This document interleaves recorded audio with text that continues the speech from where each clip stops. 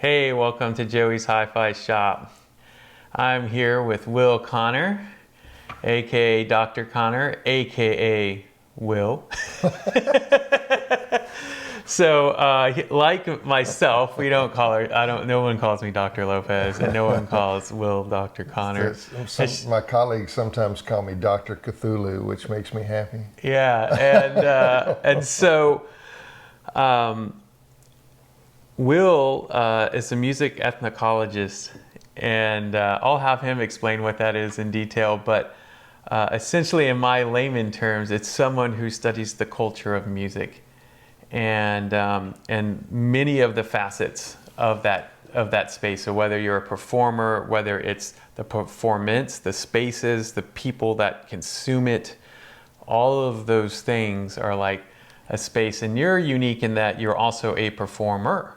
So you're not just a music ethnomusicologist, you're someone that has toured all over Europe, you've played all over the world, and you've definitely had some various experiences. And so my idea for this video, which you're like, I thought it was on a hi-fi channel. It's like, yes, I love hi-fi, I love electronics. I sell this British handmade gear called Riga and handmade headphones by Grotto.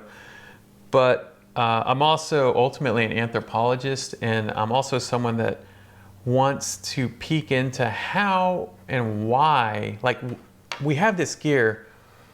Why are we so passionate about playing music on it? And what is this, like, how are we getting into music? And what in our lives have led us to, like, want to listen to music and those kinds of things?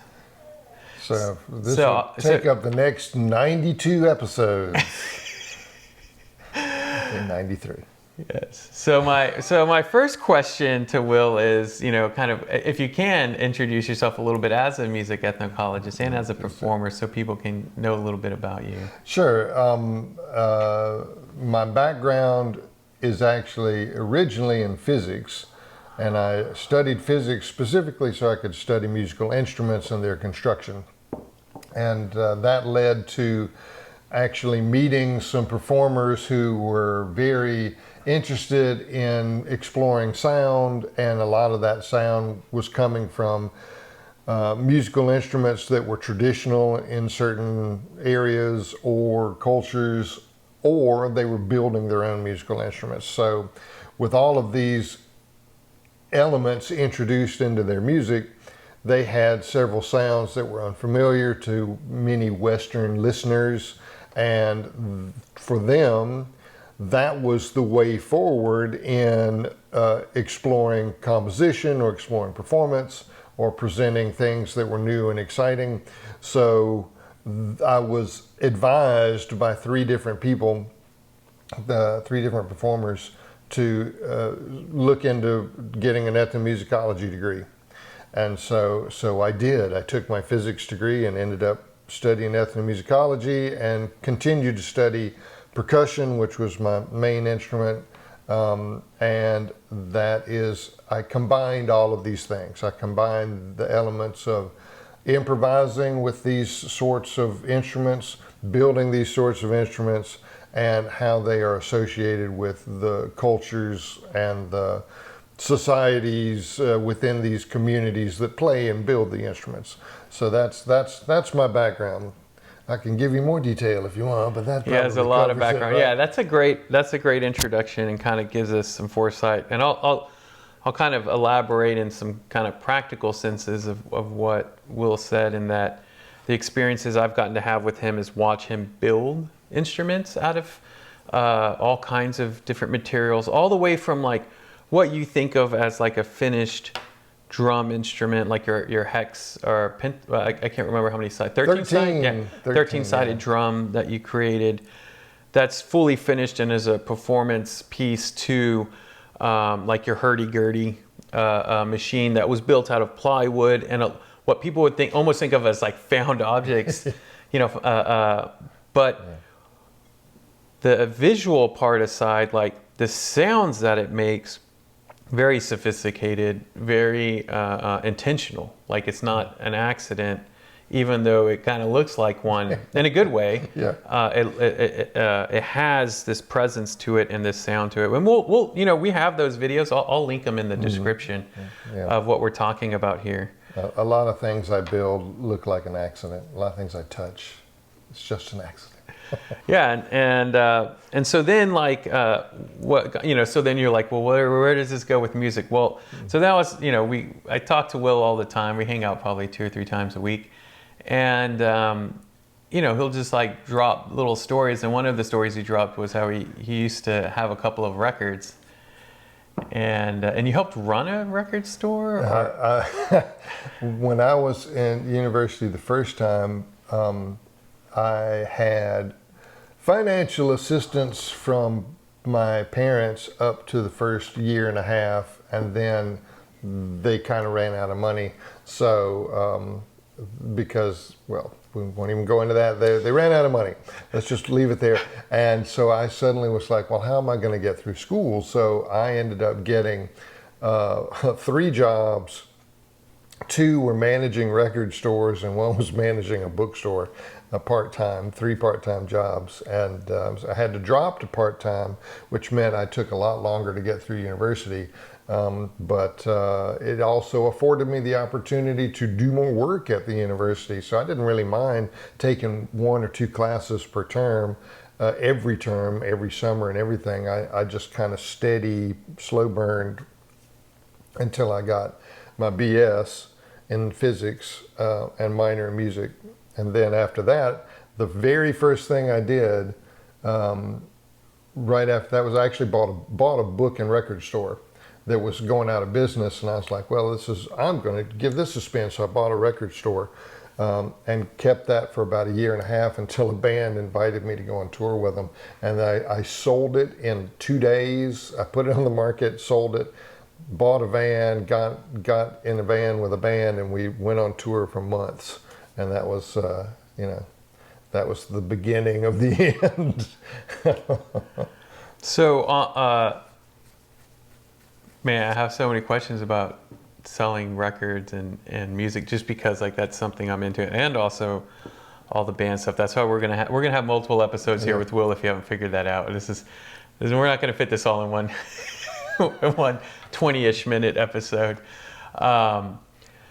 But I had a similar experience, not affording to go to school. I foolishly just took out a bunch of loans, but I somehow got entangled with HiFi at 18 years old, and helping run a HiFi store all the way through college, and it really kind of just changed me. And you meet like a lot of people, like we're both professors too. A lot of people that are in school typically are just in school. What's interesting about doing it this way, of having like this job, is that you just meet all these other people, and they just give you all these other perspectives. For me, selling HiFi, I would just meet all of these people with different careers, and we would talk about music, but they were also buying HiFi. What was it like selling music to people at that age? Yeah, that was informative in multiple ways. Because I assume it was like a reciprocal thing where you were learning from them and they were learning from you. 100%. It was both gathering information about the music that they listened to for me to go explore. It was also about the music that I discovered that I could bring to the table. There was also personality differences, and one of my bosses said, as a matter of fact, I had 2 bosses say the same thing, so I'm going to recount this twice in 2 different forms. I worked for a place called Manifest Records that it was a small chain, 3 or 4 stores, and I was the assistant manager for a while, and then I became the full manager. And this was in Clemson, South Carolina, and the owner of the store came by one time and said, I can tell that you are doing a good job with the store, because the people that come in interact with you in a way that I'm rewording, I'm paraphrasing, Right, by right. the way, are interacting with you in a way that shows me you obviously have a rapport with them. You talk to them, and then he kind of went on to say the best way to study people is to own a shop and understand, like what they buy, what they like, how they purchase, what makes them tick, kind of an idea. And later I worked as a used record sales representative, I was the point contact for used records at a used bookstore. So they'd like bring them in, and then you Yeah, go through. I was the guy. Right. Yeah, and at I was like, I know this album means a lot to you personally, Yeah, but but- unfortunately, Herb Albert is a little bit low on our list at the moment. Sorry, Herb, wherever you are in space. That boss at that record store, he was more of a book guy, and he said the exact same thing. He said, if you want to study psychology, open a bookstore. Every walk of brain comes into the store, and you learn about people. That's something that just comes along with the sales position. But it's not just the sales position. It's the sales position when you're involved with somebody's musical tastes is what is actually the catalyst for learning all these psychological and I don't mean that to be so harsh and cold. It's you make friends. well, it's a very reflective thing, because at the time you're not thinking of it this way. But when you Not at look all. back, you're like, oh wow, like I learned about these things because I was getting out there and experiencing it. Yeah. So to kind of like go back, not too personal, but like, so how did you get into like looking back, when were these like stepping points of you saying, I'm into music, and then like for whatever reason have this vinyl around me, or these tapes, or these 8 tracks, or whatever it was that was that you were running into? I can answer this. I have an answer for this. When I was very young, we're talking, like 5, 7. My parents had a turntable and a bunch of records, and my older sister, she was 9 or 10 years older than I was, depending on time of year, and she had a bunch of records, but she went to college way before I did, so I was kind of an only child from 6 years old up, and I spent most of my time listening to records. Like I either, and to be perfectly personal about it, sorry, it's part of the story, I was avoiding my parents. My parents were horrible people, so I just literally was like, well, I'm going to put on a record and put my headphones on, and I would either read a book to something that I felt was appropriate, or I would just sit there and listen intently to the record. I was one of those people that read every word on the cover, like the liner notes. Yeah, liner notes and studio information, and publication dates, everything. It was all in my brain. Was it mono? Was it stereo? Yeah, I remember, I'm very all much the same way. So I have visual, like all the labels, I'm closing my eyes because I'm like seeing it. I can tell you what the EMI label looks like, or the Capitol label, or like all, Ours to everything. The thing that happened to me was there was a semi-local radio station. It wasn't super local, but it was local-ish, and they had a contest, and it was literally the first time I ever used our family's telephone, because I didn't have anybody to call. Right. Yeah. What's a 10-year-old going to do calling people on 10 or 11 years old? Why would I call anybody? So I was listening to the radio, and they were giving away a couple of albums. They were giving away a Steely Dan album and a Yes album and an Emerson, Lake and Palmer album, and I called and I won. It just had to be the right number, like 10th caller gets this. So I called them and I won, and I told my mom. She was furious because that meant she had to drive me to this radio station to get these albums, and she didn't really want to do it anyway. But she did it. She very begrudgingly did it. I think my grandparents talked her into it, and because they approved, they were happy, so I got these records.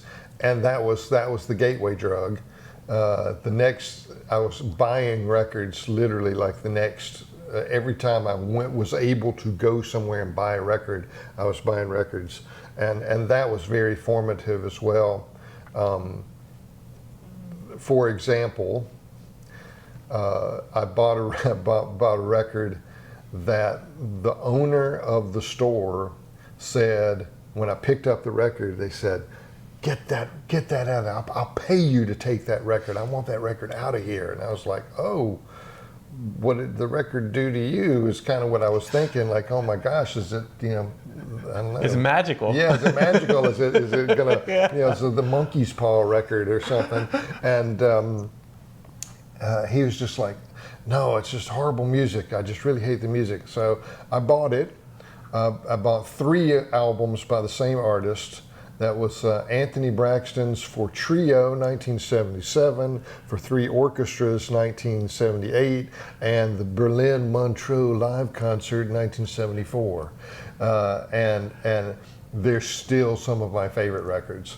They were so good. I have no idea what was wrong with this guy. They're most exciting records still today.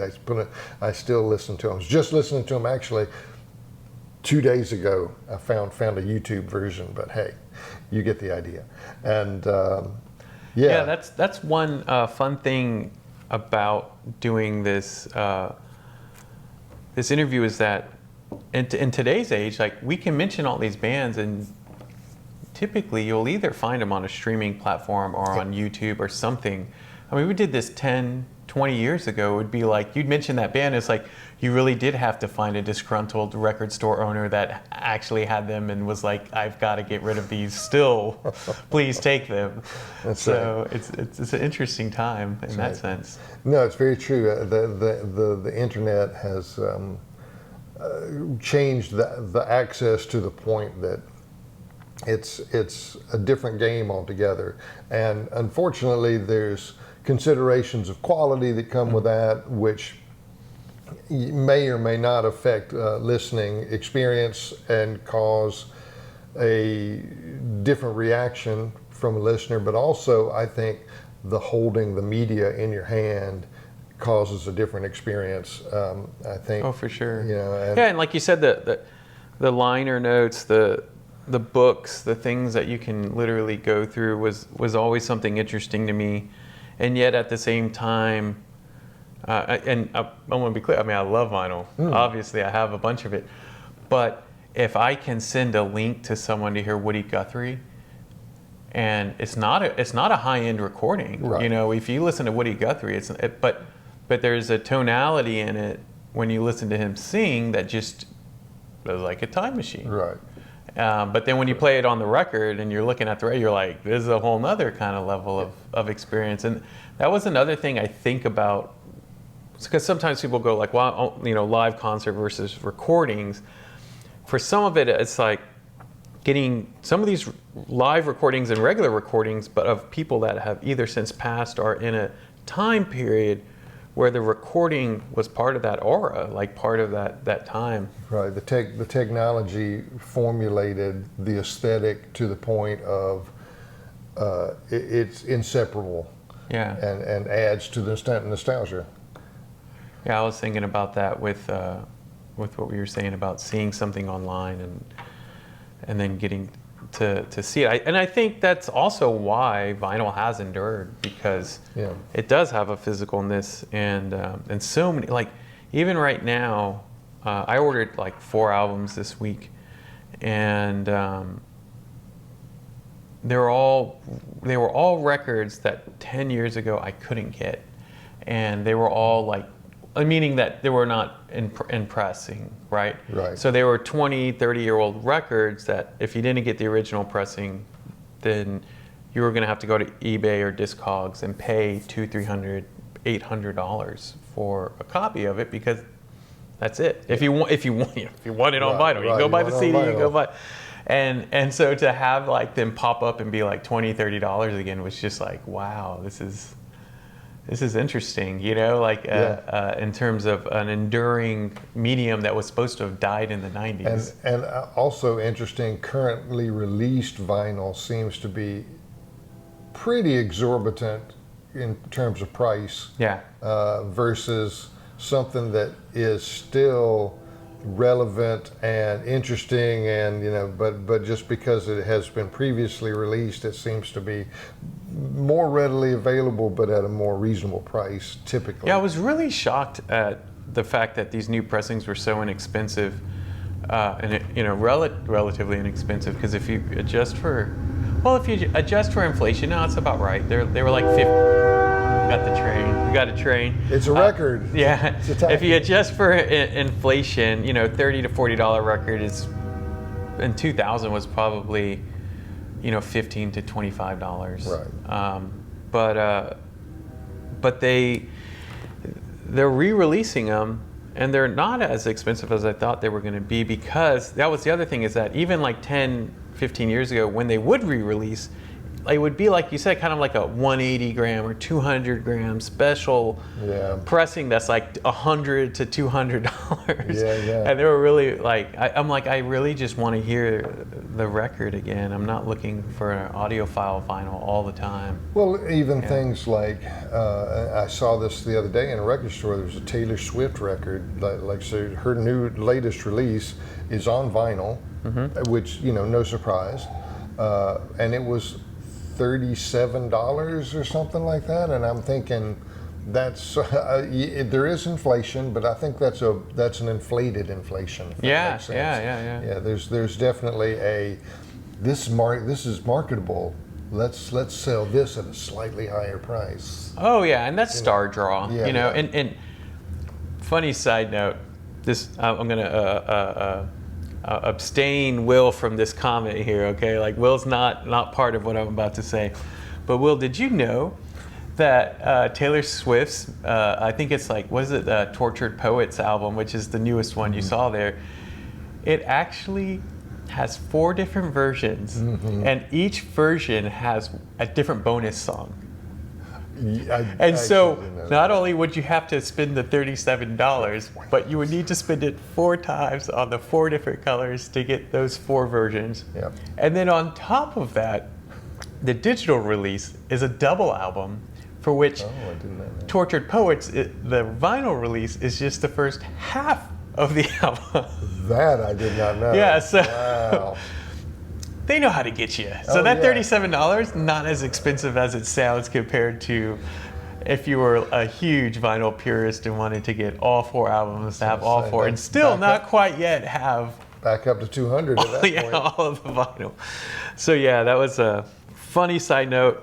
Not putting that on Will. Like, this is when Joey knows too much information. That's good. That's what this is all about. But yeah, I guess to kind of like have us kind of start wrapping on our first jam session here is, so how did you go from collecting vinyl to then walking into a record store and being like, this is something I may want to look into doing? Gosh, I couldn't think of anything else I did want to do. Really? Because did you play instruments then? Oh, Or- yeah. My instrument playing story is brief but strange as well. When I was in 11th grade, I had moved to a new place, moved to Myrtle Beach, South Carolina, and I went to my high school where they had a band. They had a jazz band and a sort of a rock band. It wasn't really, and a classical ensemble. And I went to the jazz band and the rock band both and said, I want to be in the band. And they said, what do you play? And I said, nothing yet. You got to teach me. And they said, nope, you go away. They only took people that had previous experience. And I was so angry that I turned that into, well, I'm going to show you, and that's, I literally started playing drums. I started listening to every drummer on every record and went out and saved my pennies and bought a cymbal and 2 sticks. And I literally practiced on a cymbal that I had a towel over so it didn't bother my parents, because I didn't want them to know that I'd done it. And then, when I got to university, I started building drums and I started making my own instruments. So by the time I was working in a record store, I'd already been in like 2 or 3 bands and done shows and wherever in New York. I played the CBGBs and different things like that before I even got around to running a record store. But they went hand in hand. They definitely informed each other, for sure. Couldn't imagine doing anything else. Books and records make me happy. Yeah. That's really interesting about the cymbal. I'm imagining this with a little towel over it, and then and so with your record collection that you were collecting, like, and this is kind of a random question, how? And I ask this because I think about us, meaning the listeners and myself. We often don't think of, like, how did our collection, once we got beyond ourselves, like, did you make friends that also listened to records or also were recommending music? And, like, how were you being influenced to create more? Like, for me, I had an older brother like you that was 7 years older than me. Yeah. So I listened to Motley Crue, Guns N' Roses when I was like 7. Right. You know what I mean? Eazy-E at like 8. It was like, yeah. I remember my dad coming in and looking at me like, where did you get this? I'm like, well, from my older brother. And like, do you know what you're listening to? I'm like, I don't know what's going on. But like, this is like, I don't know. You tell me. Like the rhythm. Yeah. I was listening to like Michael Jackson and a bunch of other stuff. But like, but then I kind of, I would make friends and kind of, they had what they were listening to, and that kind of started influencing. But I see that I came from more of a consumer side. Like, what was there something different for you in the way that you came into it? Yeah, I would say there is. So going way back to that first, set of interactions with records. My third one was I was visiting my cousin on his birthday, and he had just gotten a bunch of records, and we had a little mini listening party because nobody wanted to listen to his records with him, but he was all excited. So I was like, I'll listen to records. And that was also a bunch of art rock, at the proggy kind of stuff. And like a year later, he had changed his tastes. He was listening to things that were much more acceptable to his peers.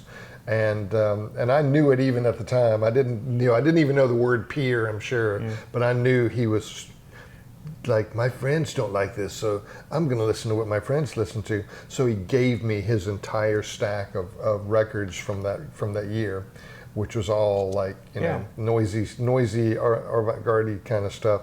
And that was one thing where I was like, oh, my older cousin likes this stuff. So I just absorbed it. And that was, but I didn't have those connections. I didn't have any friends, almost period, but that listened to me records. I had a couple, and they had gotten their musical taste from their parents.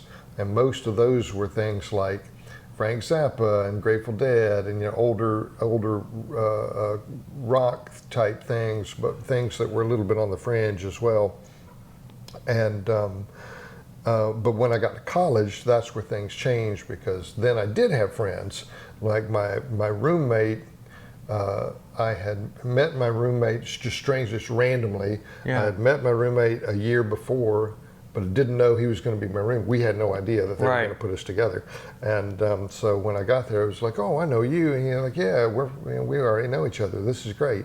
And he was also a big record person, but listened to fairly different range of stuff. He was much more into new stuff and local stuff. So he was taking me to see REM, and he was taking me to listen to goth bands and stuff, and that's definitely how I got into that kind of stuff. But vice versa, he started listening to like Sun Ra, noisy stuff, and so we definitely traded tastes and built together. We were roommates for 4 years, and we had our own stereo set up, and we had our own record collection in our dorm room. And the guy next door, and I know I've told you about this, and will relate to speakers. The guy next door to me had 2 ribbon speakers and a subwoofer and 2 chairs, and that was all he had in his room. He'd built a loft and put everything else above it, and would say, "Bring over your records, we will now listen," kind of a thing. And Ben Edwards, thank you, Ben Edwards. He's somewhere in Tennessee. I feel like he would have like a cloak on.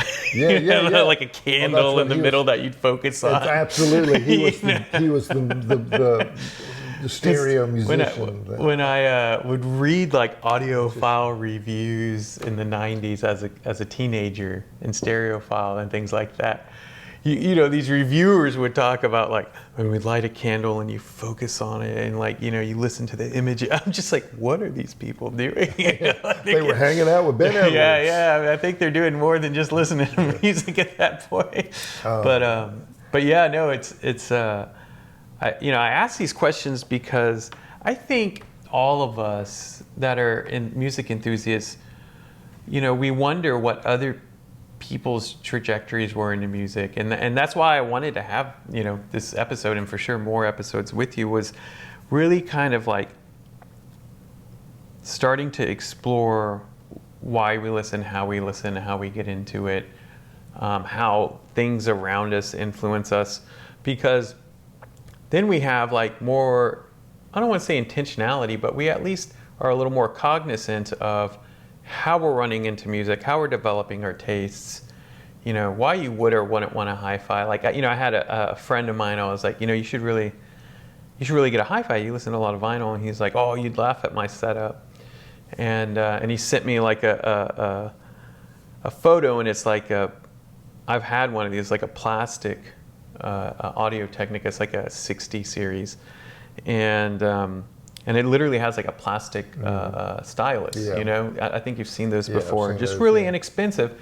And some Logitech speakers with like a little subwoofer, you know, like maybe $100, $120. And I messaged him back and I said, hey, if that's making you happy, that's making you happy. Yeah. Like, enjoy your music. Exactly, like, you're getting like, the experience you want. I'm not here to tell people like, you have to have a hi-fi.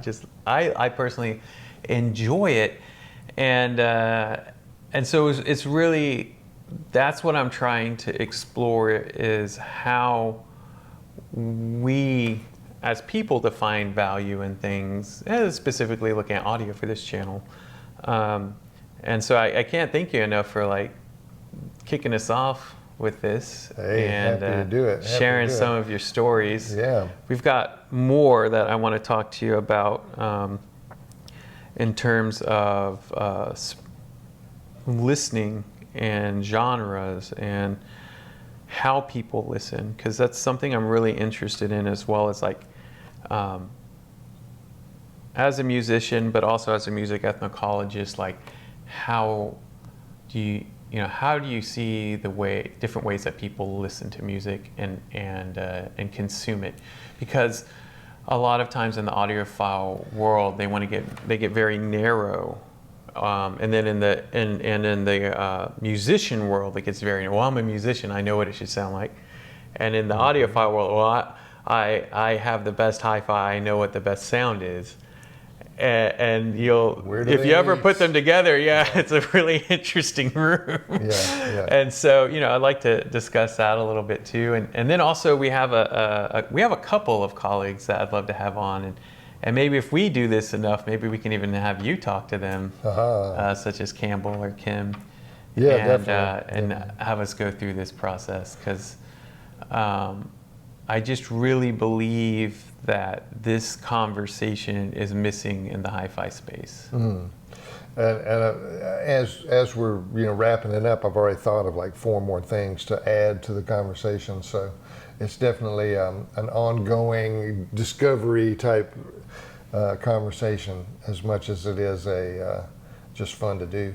Yeah. Well, you want to add anything, or Actually, yeah, I want to, if I can. I don't want to cut you off. You add. No, you that's add, okay. Yeah. Add one more little bit that's two bits that are connected and small. Okay. So my when you were talking about listening on various types of equipment, I helped a close friend. He was kind of my best friend at the time. A guy named Sean Johnson. He was DJ Old School with a K, and he really wanted to get into turntablism and had no money. And I said, Sean, get in the car. We're going shopping. And he was like, what do you mean? Like, come on, we're going shopping. We went to a place called Mr. Freeze Records, and Mr. Freeze had like just crate after crate after crate of just like old scratched up stuff, and then audiophile stuff and whatnot. There was a range of things. Yeah. And then we went out and bought at a thrift store like two really just awful turntables, and that just happened to work. And while he was listening and working with those, I actually bought him some some technique decks, and then later I got him a B&O, like way later, said like a year, because I couldn't afford it. It's really expensive.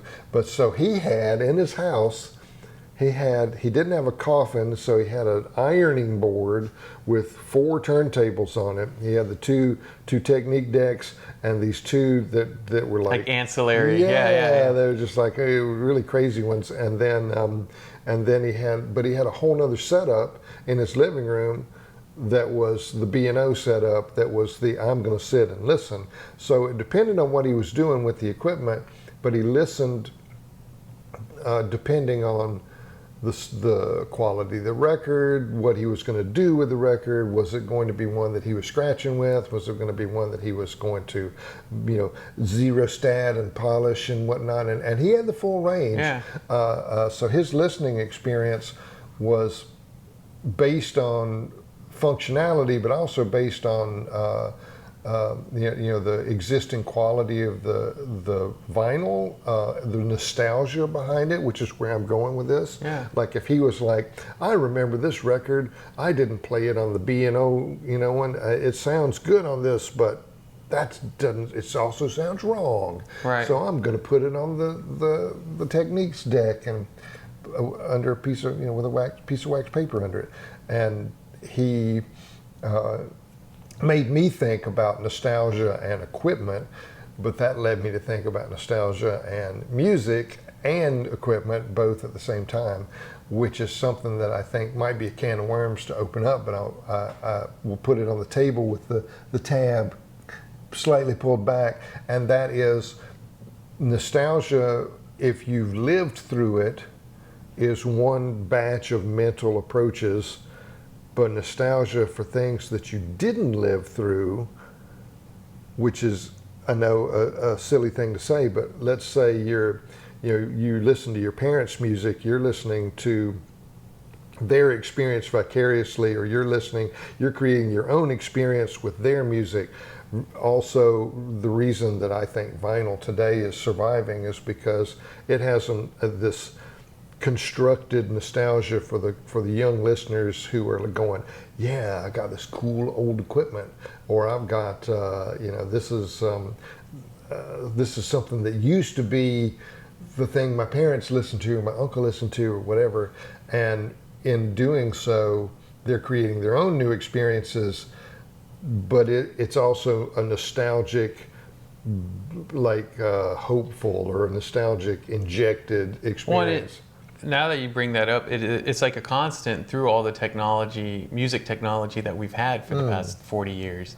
We've gone through all these technologies, tape, CD, mini disc for just a split second. Yeah, we can talk about that. I mean, the high definition formats and then streaming, and yet that whole time you could get a record and have this like consistent experience that was and is an experience. True that.